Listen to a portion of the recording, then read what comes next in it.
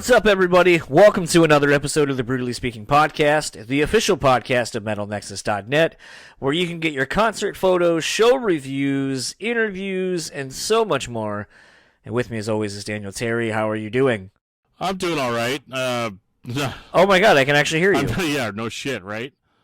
Yeah, this is an interview that took place that I mildly was a part of.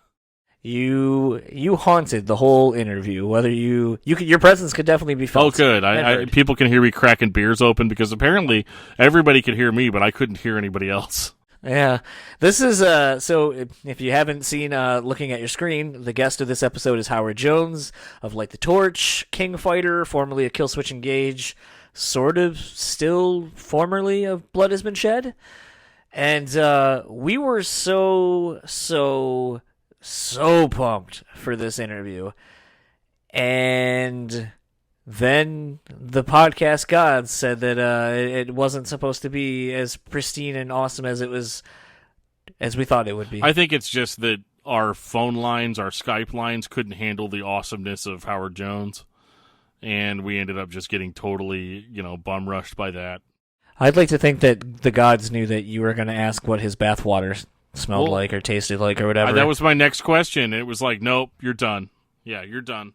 We tried to do the best that we could under the circumstances. I do have to say, because I could literally see Dan, or we could see each other, I guess, and it was really disheartening to be able to see Dan be visibly frustrated that he couldn't really be actively a participant in this conversation.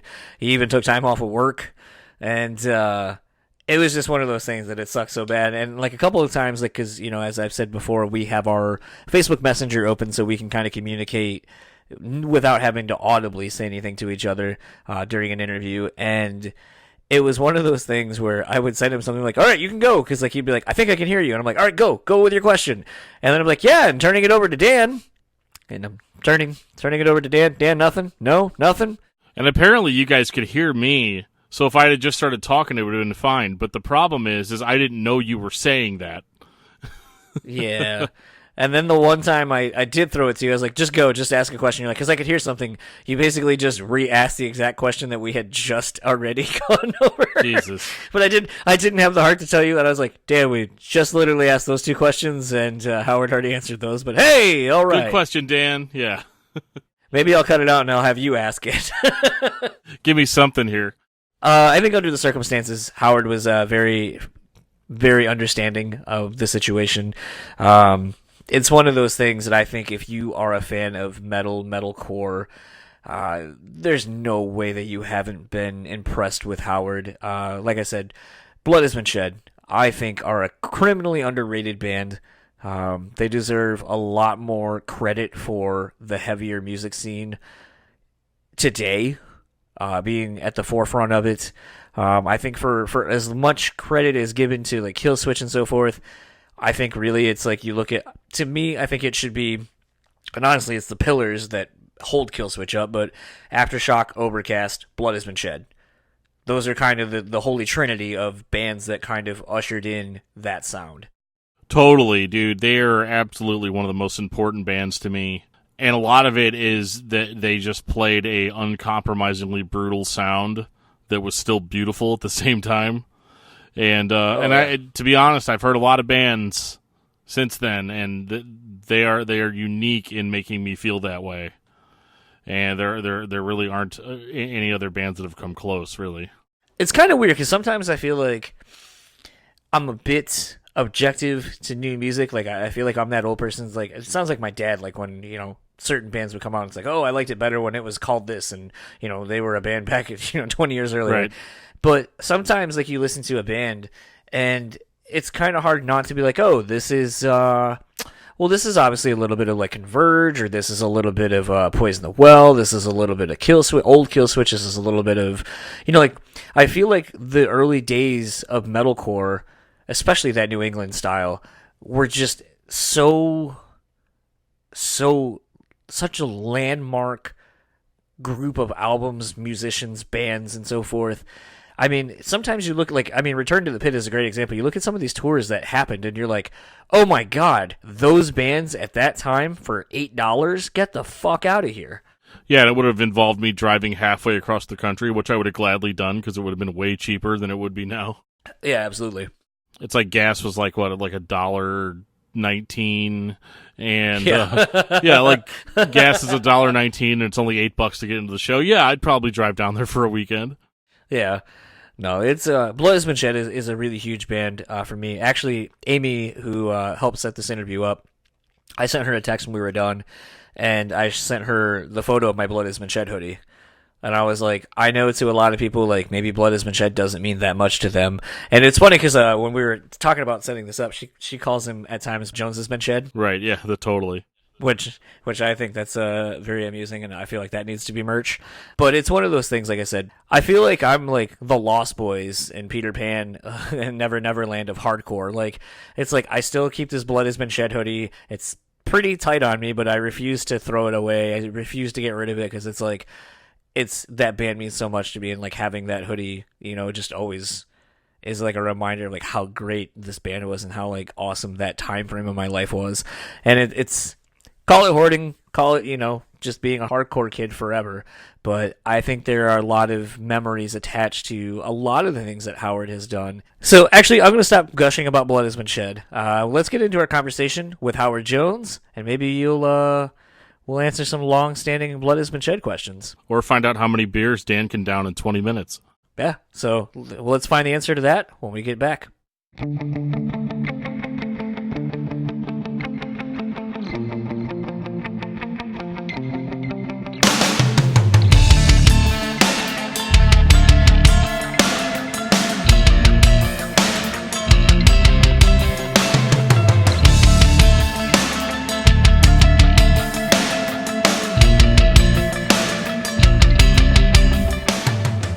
So we have the pleasure of talking to Howard Jones this early afternoon, a vocalist of Light the Torch, whose latest album, Revival, is out now via Nuclear Blast Records. How are you doing in Minnesota there? Oh, doing pretty good, but that whole pleasure, that's a bold assumption. Well, we've been trying to get you on for quite a while, and you've been very elusive, going all the way back to that Guar tour you were on, about a year ago now? Wow, has it been a year? I don't know. Days go by. I think it's pretty close to that. Whoa, wow, it doesn't seem like that long, but I guess it has been. No, it doesn't. Kind of speaking to that first question, jumping right into it, it seemed like this new album, as far as being able to actually support it, kind of took a little bit for that to kind of happen. You kind of did some very infrequent touring, but it seems like now you're kind of really got the ball rolling. You're getting on consistent tours, going over to Europe, getting on the festivals and so forth. How does it feel kind of finally being able to support this record that's kind of been a long time coming? Yeah, that's pretty much the phrase, a long time coming. You know, we put it out, and you know, we were told this is going to be a slow burn for us, and that was really because we had we really just created Like George. So, we finally got everything in place and putting the album out, but then we were switching management and booking and everything. So it was just a complete revamping. And so we kind of had to slow down. And plus, because we had changed the name and it changed the sound, people had to slowly become a little more familiar with it before they just jumped in. So we had to bide our time. How frustrating is it kind of having been through the whole music industry side of things, especially on the Killswitch front, where, there's kind of the expectation of like, okay, we do a record, support it for 2 years, and then there's the excitement of like, when's the next thing coming, to then kind of be told like, all right, you guys got to really wait this one out. How frustrating is it to have that happen? It's definitely interesting. It's an exercise in patience, but we believed in it, and if we were going to get an opportunity, we try and make the best of it. So we were willing to do what we had to do. I've kind of been told that your crowd reactions in between songs has been rather interesting. Why don't you go ahead and tell us about that? They have. I don't know. I don't know. Am I missing something? I was told that people are chanting weird shit and just straight up even asking questions in between songs. Oh, okay. When it comes to that, yeah, that does happen. There are people having full-on conversations with me, and it's pretty interesting. That I don't understand how it's happening all the time, but I mean, I'll be up there and they will ask me detailed questions. Like, are we the only two in the room? This is really bizarre, but I'm having so much fun. I can't complain, man. No, I know from catching the set in Grand Rapids, I heard some conversations going, and you're just like, I forgot who has the mic, me or you?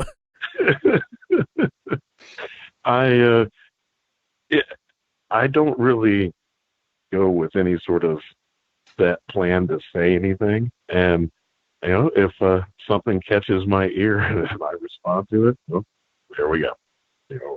Off to the races. But I'm just up enjoying it. What you're getting is me. I'm just gonna go up and enjoy myself. I was talking with Chris Bishop earlier. I know you had done some work with the Crowbot guys, and he was telling me about how fun it was hanging out with you, just, first and foremost, outside of the collaboration process. And, he was talking about you guys going to Bangers and watching a bunch of Rick and Morty, which felt very on brand for you. How important is it for you when you are going to collaborate with someone in a musical sense to kind of get to know who they are as people, to kind of have that be a part of the process? Yeah, if that can be done, it definitely helps. If you can write and it fits the person, the group, and and it helps when you can just kind of vibe with them and hang out and get a feel and just kind of step into where they are. And that's it. That's the challenge. I enjoy that part. So just being able to write for different bands and solo projects, and then getting to do all the other side stuff. It just keeps my mind occupied, which is a good thing because I'm generally awake and my mind's going a million miles. So I got to do something with it. Let's we're still trying to see. I can see Dan. I can see that he can hear us, but I don't know if he can hear you. This feels like one of those old school live call-in shows. Well, we could always reschedule. Not a big deal. Well, I know the questions he's going to ask. So I just kind of would like to have him ask them. I know he smashed someone's Buick earlier today at work, and then not as a result of that, he didn't have to go leave work because of that. But he was like, "Oh, my day was done after that." I was like, "I bet it was." But you could always just tell Howard that you smashed someone's nice car just so you could be here. Wow. Yeah, heck of a day. Well, Dan's kind of frustrated with not being able to hear, I guess, so I'm going to go into this. We are in 2019. It has been 10 years, at least from what I can pull up on the internet, that you have talked about Blood Has Been Shed. Back then, there was supposedly plenty of things between Corey. I know that the vocalist for Burnt by the Sun had also said he was working on vocals on the record and so forth, and you had even said at one point that you were going to do vocals, and I think there's an interview somewhere with you and Mike D talking about how the music's done, you just had to find time to do the vocals for him. So here we are 10 years later, and I want to know where the fuck is this Blood Has Been Shed record that everyone has been talking about for a decade? I get to feel that music, I don't even know if it'll ever see the light of day. Doesn't mean Blood Has Been Shed won't see the light of day. So it does exist in some capacity. Oh, there are... Wow, how do I approach that? Yeah, it's been a long time since that music has really been discussed, but there have been discussions. And I'll just leave it at that. Fair enough. I know it's just one of those things. I know Dan and I are in our mid-30s, and so Blood Has Been Shed has been a very integral part of the aggressive music that we got into at a younger age. And I would even say, and I've actually been trying to get Corey to come on the show to talk about just the fact of how ahead of the time the band really was for what you all were doing, and to feel like if maybe you guys feel like you got your just due for kind of creating something that so many people have kind of bit the style of. Yeah, Corey that might be one dude that's as busy or busier than I. Just doing different things. Yeah, he'll blow your mind if you talk to him. Have fun. But yeah, I know he has always been one of the most interesting people I've ever known. So yeah, hey, get him on there. But how he came up with that music, even to this day now, I still just kind of have to laugh at it. And yeah, he was definitely a little, above the pay grade at times when it came to the whole metalcore math thingy, whatever you want to call it. He's just a special kind of person, and I don't know, just getting the recognition, I kind of don't care. Just if you had fun with it, if you listen to it and you have fun with it, cool. I guess that's people bought it. That's a pretty good pat on the back for me. So I'm cool with that. Are you surprised that people still want Blood Has Been Shed all these years later? Absolutely. Really? Of course. I have a career in music. This shocks me. So yeah, all of this surprises me. It still does. It's the way before I go on stage, I'm still nervous every time. This is not a natural thing to go in front of people and do this stuff. So all this to me is still very surprising, and it still feels new or different every time you go on stage. A lot of shows, they do kind of melt into each other, but how I feel each time, it's always like, it's almost like a shock of cold water. It's, oh my God, is this really happening? So that's honestly how it feels to me. Can you guys hear me? Yeah, we can hear you. I don't know if Howard can hear you. Sweet. Well, good deal. You guys are talking about the stuff that I love the most, with the Blood Has Been Shed and all that. Is it kind of strange to you that all these years later, Blood Has Been Shed, Kill Switch, and now with Light the Torch, is it surprising you that like the quote unquote metalcore genre is still like a viable deal? Because I know that probably when you were out doing your first shows, was it, like obviously you probably didn't have the response that you have now. Is it kind of like mind-blowing, like how far the genre has come and how receptive people are to it, just like the average music fan is receptive to it? Oh, sure. Yeah, it goes without saying. I moved to the East Coast and started doing music, and honestly, the very first show that Corey and I played, and that's old history, before we were called Blood Has Been Shed, but first show we played, Jamie Josta booked that show for us. Did he not book anybody at that point? Yeah, and that's the thing. But yeah, he was just always around. But the fact that like that long ago we're still doing it, yeah, I'm still stunned. I still have friends that I made like when I moved up, and we're all still actively doing this. I'm blown away by it. Yeah, the shock never leaves for me. Blood Has Been Shed, yeah, it's just really, it's really surprising because it's not for everyone.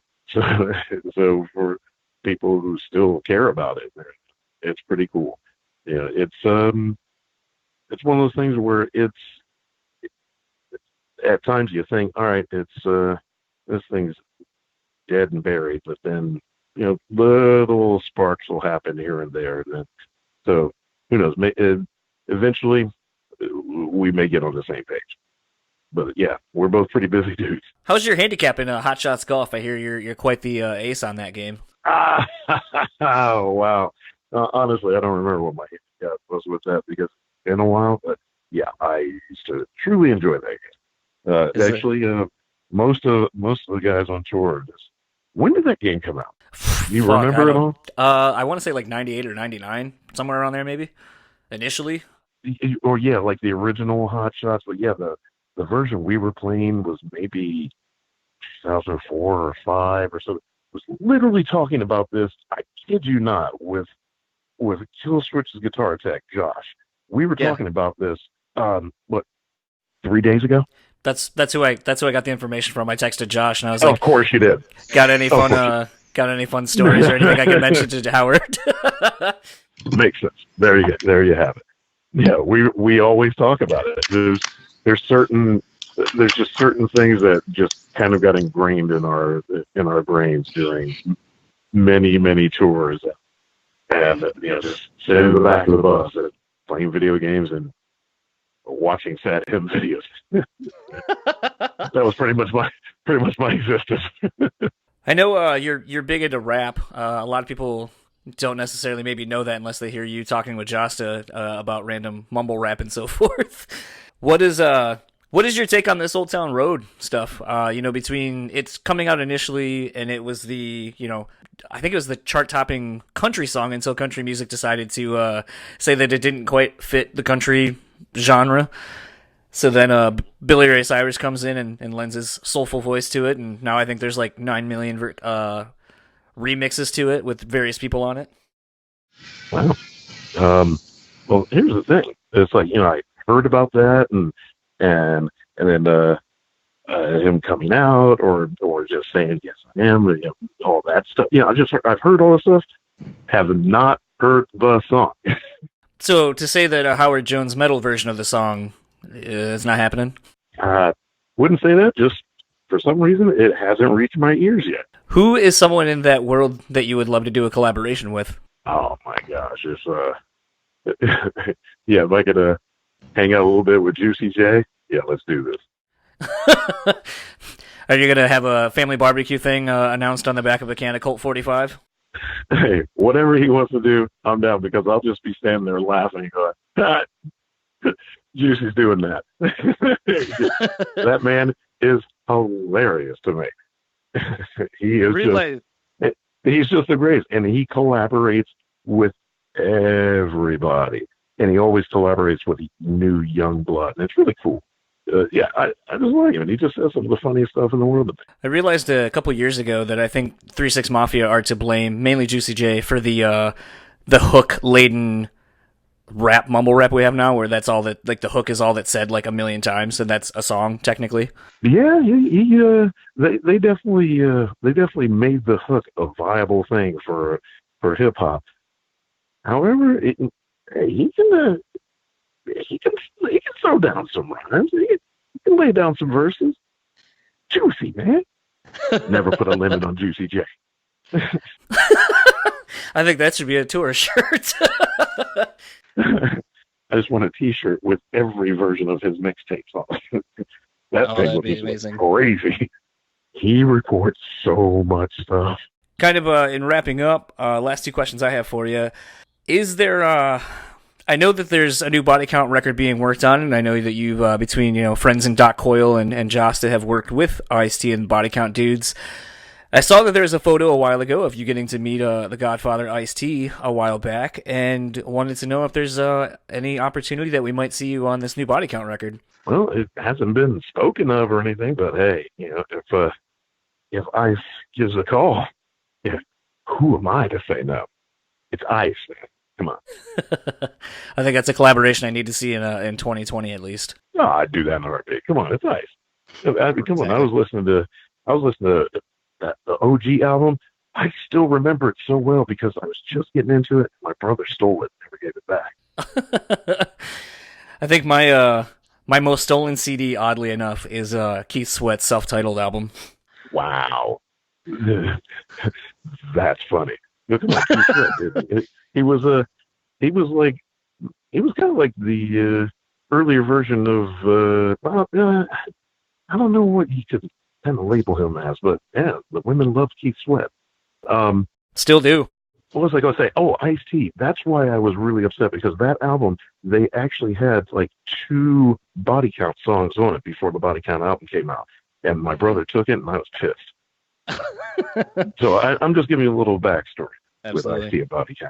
And I see that you have one more show left of this date. I think it's in Alberta, Canada tomorrow. But then what does the rest of 2019 hold for you? Oh, maybe a little breather. I've got a few projects to... King Fighter by chance? That would be one of them. There's that is on the horizon. That and just, I'm always doing something. So I just got to finish up a few things, and then we're going to try and dive a little more into the second Light the Torch album. And we do have we've got some tour announcements still coming up for before the year's out. So, yeah, there's more to come. Well, thank you very much for taking the time, and hopefully we'll see you back around the Midwest before the year's end.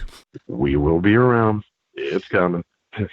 But I would typically ask you to plug your socials, but I know you're really terrible because you don't have socials, so... Ding, ding. Yeah, Google it. Actually, I'm going to leave you with this because I saw this yesterday and I fucking died laughing when I saw it. So I'm in this Facebook group for journalists and so forth, and it's basically just a big networking thing to get press opportunities to be like, hey, who handles so-and-so and all that kind of stuff. And I saw someone post, looking for a contact for Howard Jones. No, not the singer of Light the Torch. And I was like, that might be the first time I have ever seen that be the case. That is fantastic. I know there's been so many wires crossed between people wanting to talk to him and people wanting to talk to me. That's fantastic. So I thought you would appreciate that, and again, want to say thank you for taking the time this early evening, and enjoy the rest of your show and safe travels. You got it. Thanks a lot, man. And that was our quote-unquote conversation with Howard Jones of Light the Torch. If you guessed Dan drank a whole six-pack, you would have been correct. Fair enough. It was it was fun. I mean, the parts of it that I heard were great. I did get to hear the other parts of it later, so that was good. I mean, I guess there is that. Like, you at least get to hear it after the fact, but it still sucked. It's just, Dan and I have a running joke that it's like when I'm really excited about an episode, I always feel like it just falls way short of expectations. This is definitely one of them, but not because of like, I asked bad questions or I just feel like they weren't into it. It was all technical difficulties that led this to be a very jolted interview. Maybe it doesn't come across. Maybe I'm able to kind of edit around everything and you won't even know it. We're just telling on ourselves. But I think in the event that the editing process is a little unforgiving, we at least want to let you guys know what happened with this and why it sounds the way it does. Yeah, fuck you, Skype. Fair enough. Don't. I still like you, Skype. Please keep working. I need you to work. All that aside, I actually really enjoyed finding out. I mean, it's funny that Howard has to know how monumental Blood Has Been Shed is to people. He played it off like it was no big deal, and it's like I don't think you understand how big of a deal it is to these two guys sitting here. Well, there's that, and sometimes I wonder because I've seen people do this. So like, I know you're a pretty big Tony Danza Tap Dance Extravaganza fan. Hell yeah. And admittedly, they had their time, and they definitely were big in that scene. But let's be real. Big at that time was maybe 100, 200 kids on a stacked bill. Totally. So that doesn't really mean much when you say, like, oh my god, you were like one of my favorite bands. And it's like, well, I played in that band, and no one fucking came out. That's why that band doesn't exist anymore. So right. I get that side of it because I've actually seen a friend of mine do this to Joshua from ex Tony Danza, where all he did was talk about Tony Danza, and like Josh was just kind of like, yeah, okay.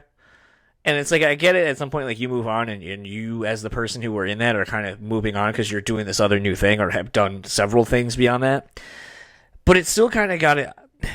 I still feel like, as a fan and as someone who has seen people react to how people feel about their past, I still gotta feel like it's like, I guess it's just bias. Blood Has Been Shed is so fucking good. And if you are listening to this and you're hearing Dan and I go on, or mainly me, go on and on about Blood Has Been Shed, you've never fucking heard Blood Has Been Shed. I mean, greetings from the Gallows. Fucking amazing. Yeah. Call waiting, John Doe has the upper hand. The fact if you listen to that through a really good set of headphones and hear how they have to play the parts panned on either side of the stereo and know that they're doing that is just such a mind fuck. She Speaks to Me, fucking, I mean, it's a single, quote unquote, as much as a single like that could be. I think the hardest part is that, you know, whenever you're like, yeah, we're doing an episode with Howard Jones, most people are like, oh, cool, I'm doing an episode with Howard Jones from Light the Torch. Or I'm doing an episode with Howard Jones ex Kill Switch. Me and John were literally like, oh my god, we get to talk to Howard from Blood Has Been Shed. You know, and that was just our mindset going into it. You know, and I'm sorry if our questions were a little bit, you know, more geared towards that, but you know, it just couldn't be helped. You know, there's just not a lot of press about that band. You know, they came out at a time where there wasn't a lot of press. No, you know, you hear whispers or whatever, and a lot of people know that Howard was in Blood Has Been Shed, but like, it just, and you know, maybe we're the only two guys that, you know, like representing our states, you know, that were really into the band. But if you haven't checked out Blood Has Been Shed, like, oh my god, like, come on. Well, the other thing too, and you know, we bring it up in the fucking thing, and I flat out asked Howard, where the fuck is this record that we've been waiting on for a decade plus? Yeah, no joke. Ugh. Yeah, like it's we're gonna wait. We were talking in the last episode about you know, waiting forever for bands. Yeah. And yes, I may have said something along the lines of there's tons of other great releases that have come out this year, but like, I'm still gonna be just as stoked about a new Blood Has Been Shed record as I would be, you know, like how all these assholes are like about Tool. Did I say assholes? Oh, okay. Yes. Just leave it in. The thing that gets me, though, is the fact that, again, we got confirmation. There is musically at least, there is a new Blood Has Been Shed that we have not heard. It exists. It just needs to have vocals or whatever put on it. Ferret doesn't exist. I would assume 10 plus years later, whatever label was Sony or whatever that bought out Ferret, they probably don't give a fuck. Actually, go and listen to the episode that Doc Coyle did on X-Man podcast with, I'm totally drawing a blank. He used to be the manager for Lamb of God, but he worked with Carl and was one of the original partners, I think, or had a hand in Good Fight Music, and basically talked about how the label, when Good Fight started, Sony bought them out, I think it was Sony, and basically they were in charge of their own, like, smaller label, so on and so forth, and then because it just wasn't doing well, they got all of their rights back in the catalogs to everything, and then basically Good Fight went away, and i.e. so did Ferret. So I really don't know who owns any of that shit anymore. I don't know if, like, technically Howard and the dudes own their masters for the Blood Has Been Shed stuff, which, vinyl, please. No shit. And, it's one of those things that, to me, knowing that there is a record out there just potentially needs maybe a month's worth of sitting down and finishing it, just to at least give it to us, let it be out, and then if they don't want to do anything from there on forward, fine. But don't tell me that there's music that I'm not going to get to hear.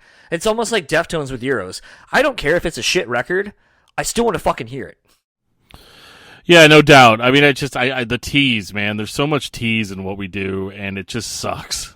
Like, yeah. I don't have any other way to articulate it. I wish that, you know, we had everything now available, and this is so like first world problems in that, like, we basically live in a society where anything we want is available right away. Yeah. So, yeah. But again, no, I care about some record that's probably been sitting on a hard drive for, you know, 10 years. Like, where's that record? That's how much of a nerd I am. I just literally got quiet because I was thinking about, where does this new record go musically? Because, I mean, think of, like, where the last one went. It, like, covered so much Sonic territory. Where do you go? And kind of based on where Howard was vocally at that time, which I know they had, the guy from Burnt by the Sun, I think, doing vocals as well because Howard was too busy with Kill Switch. But it's like, so are we going to see more? Can you imagine, like, a lot more, like, singing over that, like, brutal shit? I think it would sound cool. Yeah. So let's just do it. Let's, start a petition, Yeah. fucking burn down all the houses. I don't know. Maybe that's the thing you do. Let's get a Facebook event page going. Like, I mean, if we got people storming Area 51 for shit, let's go to Corey Unger's house or whoever and try to storm the gates of whoever and unearth this new Blood Has Been Shed record that's been... I feel like at this point it's like Indiana Jones, like the third Indiana Jones movie. Like we're we're deep in the caverns looking for this fucking record, and you're like, oh, I got it. Yeah, you chose poorly. Yeah, but did I? No. I guess we've just exhumed the corpse of Blood Has Been Shed in the intro, in the interview, and now in the outro. It can't be avoided. Sometimes we're big fans of things. I think this might be the biggest fanboying we've done on a singular band that probably no one really knows about. It's fine. They're going to know about it now. I mean, yeah, that's true. Album sales are going to spike. They're going to go on tour and release 8 new albums, all based on us fanboying out on this episode.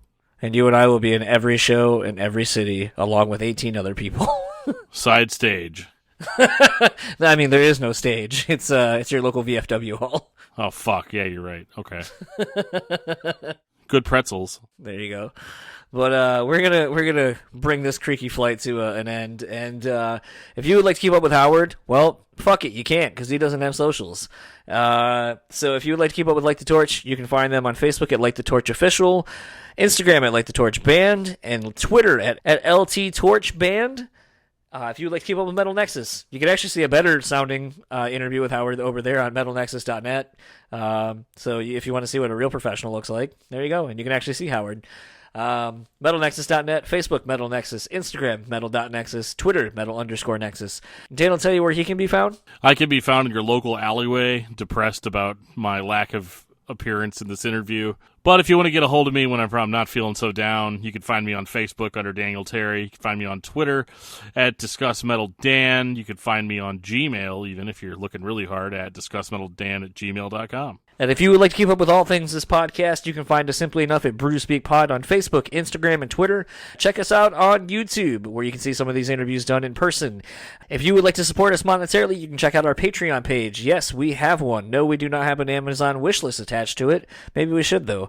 Nor a premium Snapchat, but patreon.com/BrewSpeakPod. Check us out. Donate if you would like to.